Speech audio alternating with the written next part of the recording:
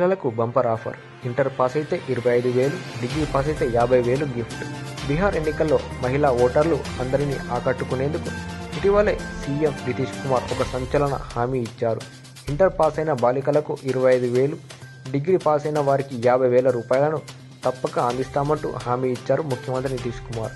బాలికల అందరినీ స్వయం ఉపాధిపై ప్రోత్సహించేందుకు ఈ పథకం తీసుకొస్తున్నామని ఆయన చెప్పుకొచ్చారు. అంతేకాకుండా పంచాయతీ, పట్టణ, స్థానిక సంస్థల్లో కూడా 50% పదవులను, 35% రాష్ట్ర ప్రభుత్వం ఉద్యోగాలను కూడా మహిళలకే కేటాయిస్తామని అంటూ మరో జల్లు కురిపించారు నితీష్ కుమార్.